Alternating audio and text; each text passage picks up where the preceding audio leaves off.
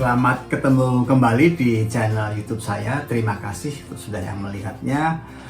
Terakhir saya membahas atau bercerita tentang recycle shop ya. Ternyata cukup banyak komentar dan yang melihatnya, dan terima kasih untuk semuanya. Dan satu lagi saya dapat informasi dari teman saya, ternyata dia juga melihat padahal teman saya ini sedang dalam proses berbaring atau istirahat karena sedang sakit.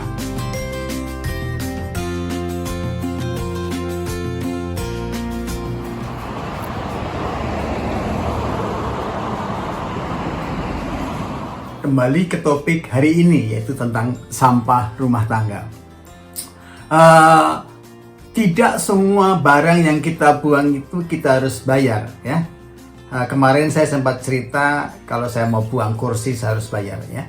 Tapi tidak semua berbayar ya. Ada yang berbayar dan ada yang tidak. Dalam kehidupan sehari-hari kita selalu makan, tentu ada sampahnya. Kita ada majalah, lalu sampah, lalu kita juga mungkin baju kita sudah sobek-sobek atau gimana, itu juga sampah ya. Kita minum di dalam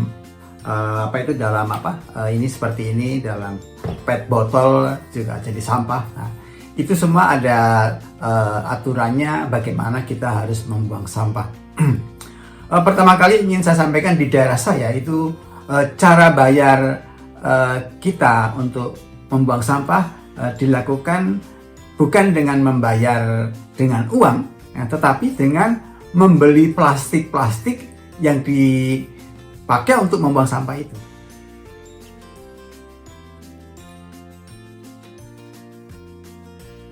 Jadi tadi ada 3 plastik ya, warna hijau, warna oranye, dan warna pink ya. Warna hijau dipakai untuk sampah-sampah yang terbakar ya, bisa terbakar seperti sampah-sampah itu makanan, sampah-sampah kita kertas dan macam-macam. Kemudian warna plastik warna oranye ya, itu untuk yang tidak bisa terbakar. Kemudian pink khusus untuk sampah-sampah plastik ya, atau styrofoam, termasuk styrofoam ya gitu. Setiap sampah-sampah itu ada petunjuknya harus diisi apa. Kita mendapatkan satu buku dari pemerintah setempat seperti ini cara pembuangannya untuk masing-masing.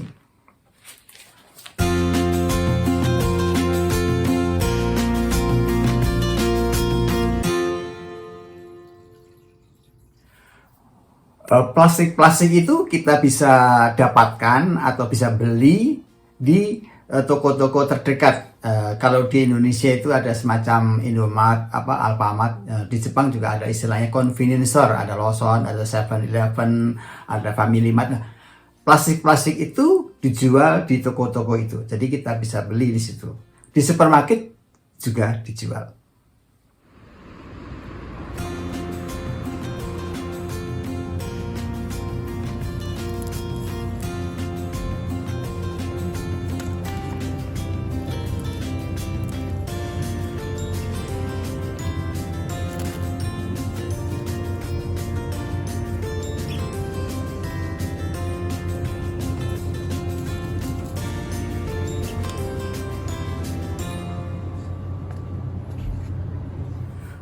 Plastik ada ukurannya, ada ukuran kecil, S, M, L ya. Jadi semakin besar kan muatan sampahnya lebih besar. Jadi harganya mungkin juga lebih mahal.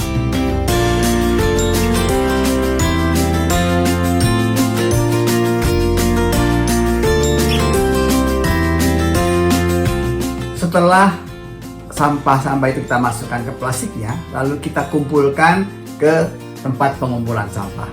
Nanti petugas akan mengumpulkan sampah-sampah yang sudah terkumpul itu ya. Masing-masing dari plastik itu ada jadwalnya, jadi ada tanggal-tanggalnya, kapan yang hijau diambil, kapan yang kalau tadi saya jelaskan tentang hanya gambar plastik dan harga sampah dan schedule, maka akan saya tunjukkan bagaimana bentuk realnya tempat pengumpulan sampah ini.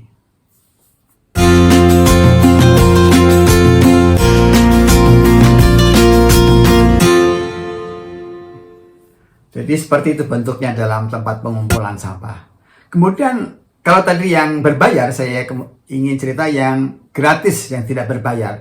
Di kebutuhan rumah tangga kita atau dalam kehidupan kita ada sampah dari tentang misalnya kita langganan koran, ada koran atau bekas bungkus koran, atau kita sering beli alat-alat elektronik atau alat apa aja yang ada bungkus kardusnya. Nah, koran, kardus ya, lalu majalah-majalah, lalu baju, lalu botol plastik ya, atau kaleng ya, itu kita buang tidak berbayar. Artinya yang tidak berbayar itu kita tidak perlu masukkan dalam plastik. Lalu bagaimana caranya? Di tempat pengumpulan sampah itu ada tempat khusus ya, yang untuk menaruh botol, menaruh PET botol, menaruh apa itu kardus-kardus, menaruh baju-baju dan sebagainya. Nanti kita lihat realnya seperti ini.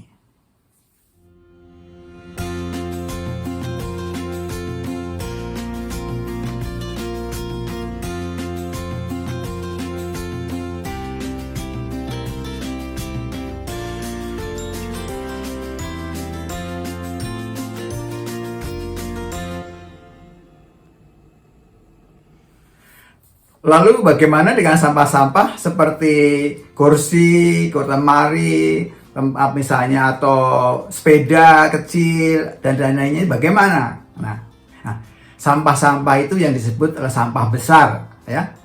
Dan itu saya bilang kemarin juga saya ceritakan berbayar, kita harus bayar. Nah, tapi seperti yang saya bilang kemarin, kalau barang-barang itu masih bisa dipakai, lebih baik kita jual aja di recycle ya.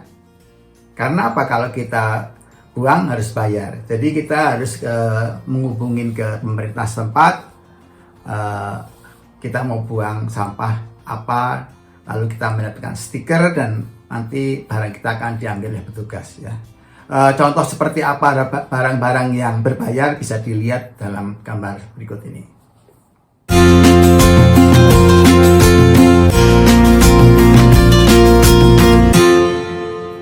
Jadi itu barang-barang yang berbayar ya, yang harus kita beli stikernya untuk supaya bisa diambil oleh petugas ya.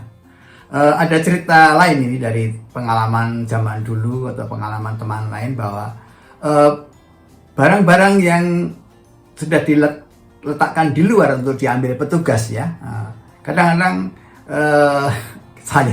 saya atau juga mungkin teman saya lihat, oh ada barang bagus tapi sudah mau dibuang ya. Ya kita boleh ambil ya, boleh ambil barang yang sudah mau dianggap sampah oleh orang itu ya. Kalau kita anggap misalnya ini kipas anginnya masih bagus ya, ini sedikit tempat bajunya masih bagus ya, sudah ada stikernya. Kalau kita mau ambil ya boleh aja ambil. Itu tidak mencuri ya, tidak ambil. Kita ambil, kita pakai. Jadi istilahnya kita jadi pemulung, tapi masih bagus. Itu terjadi di Jepang ini. Begitu cerita ringan tentang sampah rumah tangga yang ingin saya sampaikan. Kita bisa juga memikirkan apakah barang-barang kita mau sebut sampah atau bukan. Artinya barang-barang yang bisa digunakan kembali atau di recycle, atau tepatnya barang-barang yang bisa digunakan kembali atau reuse ya, pemakaian kita. Sekian video saya kali ini, semoga berguna dan menambah informasi, dan tak lupa salam bahagia, dan kalau berkenan silahkan subscribe di video atau di channel saya ini. Terima kasih.